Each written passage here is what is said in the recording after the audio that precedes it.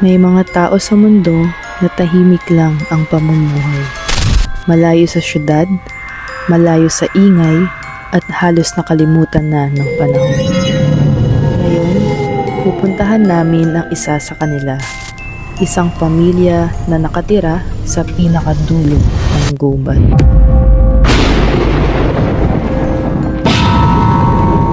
Sa una, akala namin madali lang. Pero habang papasok kami, unti-unting nagiging kakaiba ang paligid.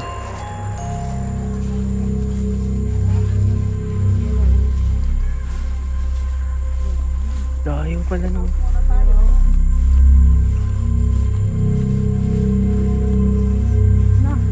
Ilang minutes na tayo naglalakad? 10 minutes na? 10 minutes na mahigit. Piliin natin pag naligaw tayo. Babaliktad tayo ng damit dito.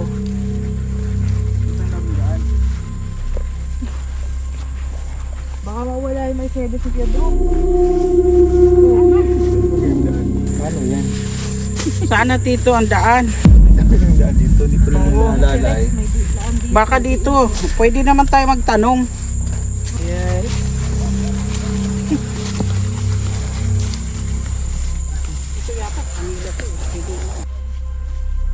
Ano yan?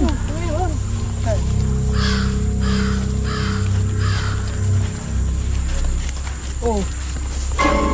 Ang daan dito, may crossing na naman. Yung stoplight dito. Straight na lang tayo. Alam mo to? Straight na lang tayo. Baka di mo alam ha. Nanguhula ka ba Baka yan? dito kasi may daan na ano. Wala na, digay na dun oh. Ha? Dami So, ko ng diretso. puno. Tara, diretso. Dito walang ano ay walang dumadaan. Kuya Rex lang. Walang bahay, walang daanan, tahimik. Tanging hampas ng hangin at kaluskos ng mga dahon ang maririnig.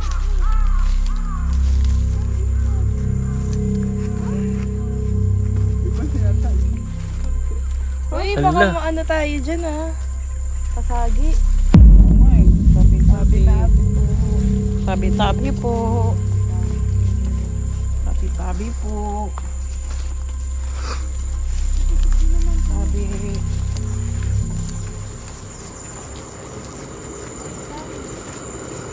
Tabi-tabi po.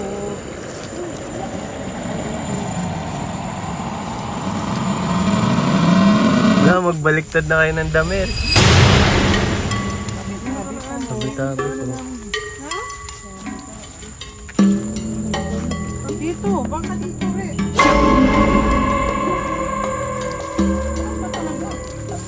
Nakakatakot po dito. Baka maingganto. Eric! Nakapalito tayo dito eh.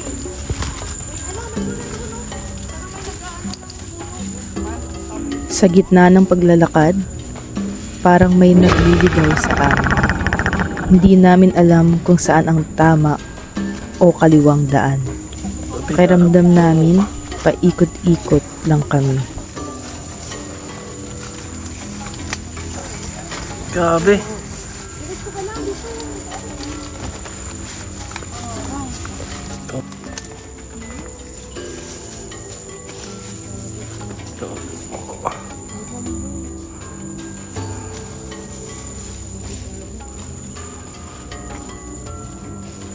Diyan daw.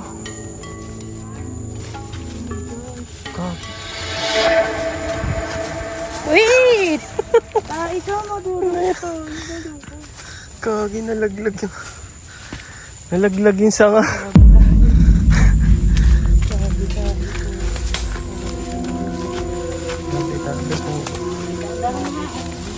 Uy, dahan-dahan. Ano mayroong... Huwag ka na mag-camera, baka maano ka. Nakatakot dito. Oo, oo.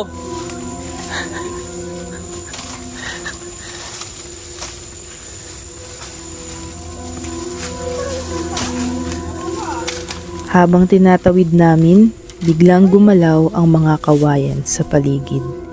Parang may gumagalaw, parang may nakamasid.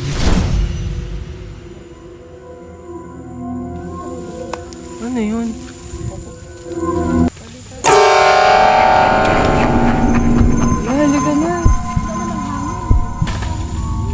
Wala rin tao eh.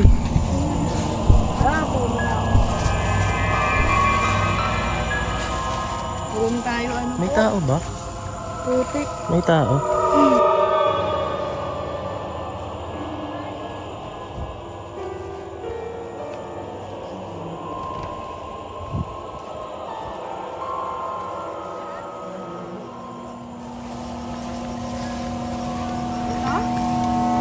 Huwag kayo dyan. Trespassing kayo dito. Tagal na po namin naglalakad, siguro mga 20 minutes na. Di pa rin po namin nakikita yung bahay. Grabe. Makaabutan tayo ng dilim dito. Kaya nga eh.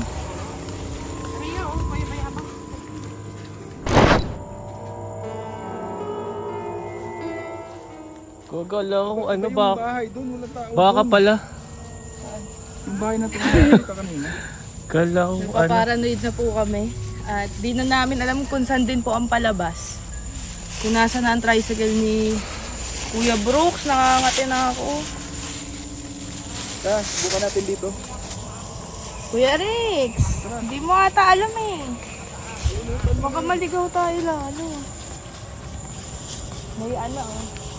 Baka ba yan? Ay baka. Kalabaw. Mag-ina sila. Hanggang sa dumating kami sa isang tulay. Mababaw pero delikado. Walang hawakan, kaya kailangan ng tamang balanse. Kapag nadulas ka, may posibilidad na lumubog ka sa tubig sa ilalim. Kinabahan kami, pero nagpasya kaming magpatuloy. Oh, next. Ikaw na ka? Opo. Tabi. Nako. Baka may bandaan. Nadaanan mo to dati? Oh, nadaan ito dati. Tulak to. What? Straight. Sa ano ka na lang kaya? Lupa. Straight. Lupa. Mabilisan. Straight lang. Straight. Paano tayo palabas? Diyan sa may kahoy. Kahoy. Yan. Patuloy. Dito kahoy. Kahoy yan.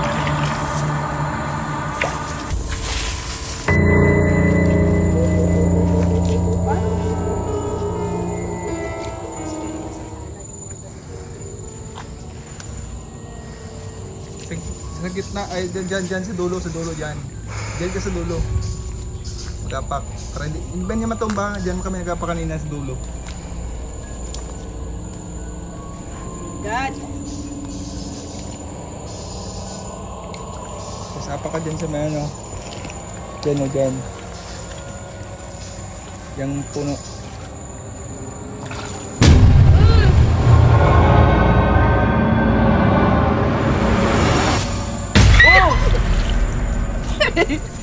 Akin na.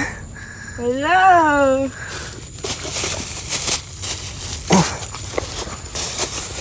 My God, wala tayong baon na damit. Ano ba to? Damit.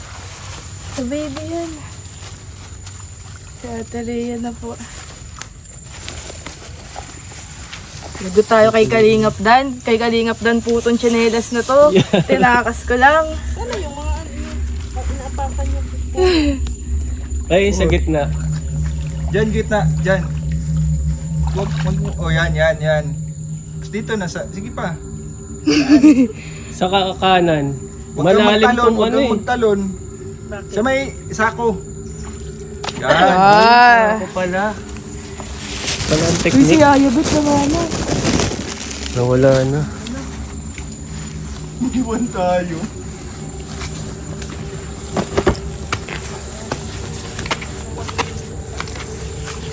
Grabe.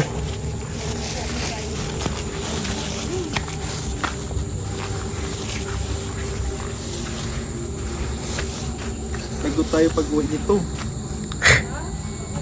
5:30 na kaya. Uy, bilisan niyo na. Saglit na lang tayo sa Matapos ang halos 30 minutong paglalakad, natagpuan din namin ang bahay nila Nicole. At doon nagsimula ang isang kwento ng pagtulong at ng isang simpleng pamilyang marunong makontento kahit sa gitna ng gubat.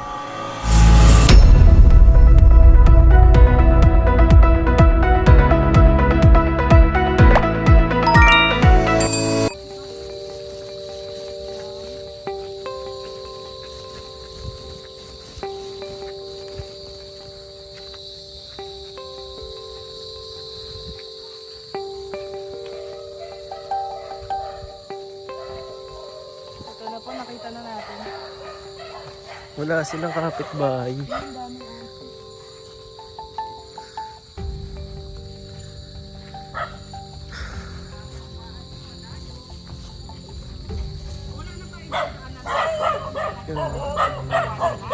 Lagyan kita ng mic ha. Hello! Grabe naman layo ng bahay niyo. Paano niyo nakita to? Pa? Paano niyo nakita to? Bakit kanina kung Jonalyn dati, no? Opo. Dito na po kami nagtira at Sino kasama niyo dito? kami lang pong tatlo. Asan yung asawa mo ngayon? Sa loob po. Ah. So, ito po ang bahay nila Nicole. Siya po si Nicole. Kakilala natin siya. Dati po siyang kapitbahay nila Kuya Brooks. So, nilapit sa atin ni Kuya Brooks. At si Kuya Rex ang nakakaalam ng bahay, tsaka si Ate Rhea, kaya kasama natin sila. Tignan nyo. May paa natin. Puro putik. Hello. Ilang months na nga ulit siya? 5 po. 5 months na. Ito, anong pampers niya? Medium o small? Medium po. Ayan, sakto. Medium ang ating binili. Tapos, meron din kaming mga dala sa yung dito? Groceries. Sige po. Ikaw na lang bahala dito, Nicole, ha? Sige po. Thank you po. Basta mga delata, noodles. May mga wipes din si baby dyan, sabon nyo. Thank you po. Damit. Galing yan sa ukay-ukay ni Tita Elena. Ilang taon ka na, Nicole? 17 po. 17. At yung kinakasama mo, ilang taon? 19 po. 19. Anong work? Anong work mo? Wala pa? Si yung kasama mo? Dito lang din po sa Miguel. Paano yung pang-araw-araw niyo sa kayo kumukuha? Dito lang din po. Depende kapag may pinapapasok siya. At tinatawag-tawag na lang siya. Hindi malaking tulong pala yung bigay namin sa inyong groceries, yung mga delata. Pang ilang, aabot na rin siguro yun sa yung 2 linggo. Madami akong delata tsaka mga noodles na binili sa inyo dyan. Paano kayo nakalipat dito? Kailan pala kayo naglipat dito? Pagkatapos po ng mga August 17 po ganyan. May kuryente kayo dito? Paano pag maulan, di kayo binabaha? Nalipat po kami at na-Ampiyas. Napunta po kami sa lola ni Ace. Na-Ampiyas po Anong ang Ampiyas? Nagtutulog? bahay. Napasok po yung ulan. Pero hindi naman binabaha dito. Paano kayo umaalis pagka sobrang lakas na ng ulan? Sa pilitan po at baka din po mabasa. Hindi nababasa kayo pagka ganun. Lang po masyadong takip lang yung si Tutoy. Buti hindi kayo nadudulas. Ayun lang yung daanan nyo, yung sa may tubig. Grabe. Layo. Etong mga manok, sa inyo to. Hindi po. Paalaga lang sa kanya. Etong bahay sa inyo. Hindi din po. Sa papa po. Sa papa ng kinakasama mo, nakikita na lang kayo. Buti may kuryente kayo dito. Opo. Paano yung bayaran nyo sa kuryente? Nakaka-survive naman. Siya rin po medyo. Nahanap po siya ng diskarte. Eh di yung kinakain nyo dito, hindi sigurado kasi kung ano lang makuha nyo dito. Depende po sa makuha. May nakalimutan tayong bilhin para kala Nicole. Bigas. Importante ang bigas sa kanila. Pero madami naman na po silang uulamin dyan. Pampers ng baby. At saka mga delata. Yung, anong gatas ni baby? Hindi po siya nagat. Breastfeed. Okay. Sinaano niya po iniluluwa niya. Ayaw niya ng formula. Ang gwapo po ng anak ni ni Nicole, ang puti-puti. Hello! Pero usog. Pero usog. 5 months pa lang po siya pero para na po siyang magwa 1 year old. Ang laki po ng baby ni Nicole. Healthy. So itong bahay daw po ay hindi sa kanila, nakikitira lang po sila dito. So 3 lang sila ngayon. Pwede ba naming masilip yung loob? Sisilipin lang natin yung loob nila. Ito yung labas nila, nila Nicole. So tumutulo na daw po dito pag malakas ang ulan. Bali pag bumagyo Nicole, di kayo dito kasi Opo, nalipat Siyempre. po kami din sa lola nila. yan, 3 lang kayo dito. Medyo nakakatakot din, wala kayong kapitbahay. Ayan o, ang laki. Sila lang po yung bahay dito sa gitnang gitna. Tapos ito po yung loob nila Nicole. Hindi po, pasok. Di na po ako papasok kasi maputik yung paa ko eh. Okay lang, ganito na lang. Semento naman po siya kaso lang tumutulo nga po yun sa may mga bubong. Ayan yung taas. So, pag kumuulan, di po sila pwede dito. Ayan sila Ate Rhea. Maputik po sobra dito. Sige. Hello! Ayan po ang kinakasama ni Nicole.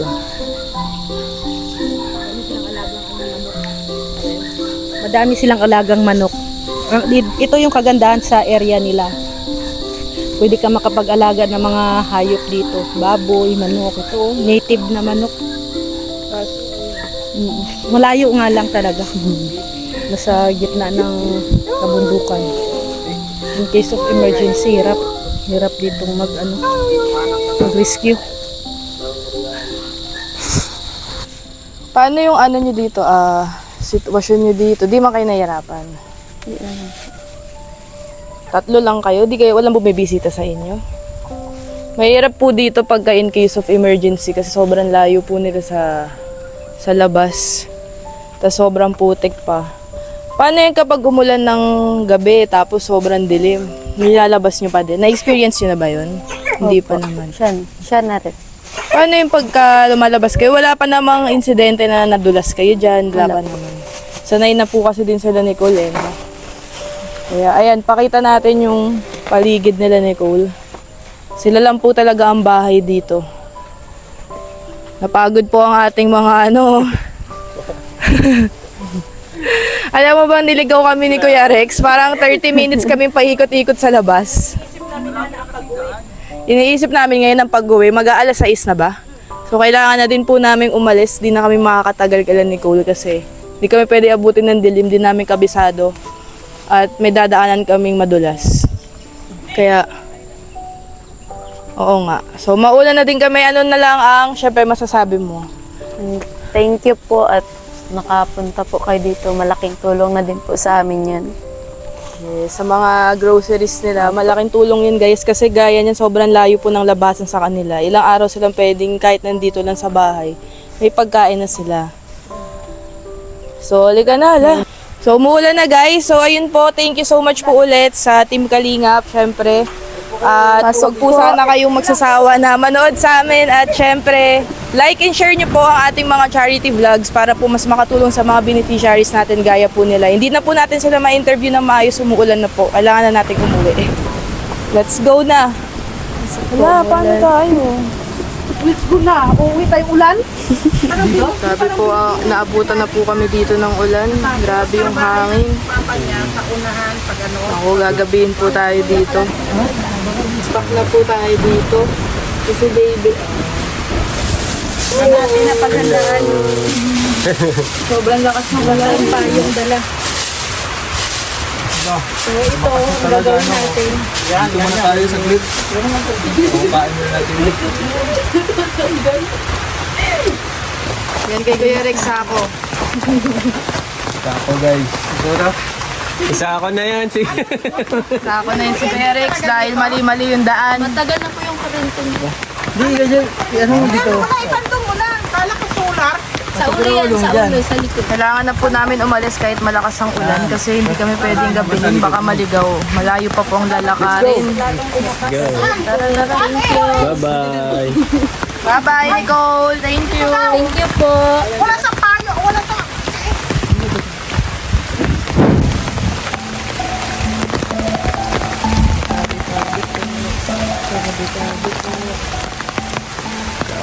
Dito na po namin i-end ang vlog dahil madulas na po ang mga daan. Di na po natin kayang mag-camera. Kawawa ang cameraman.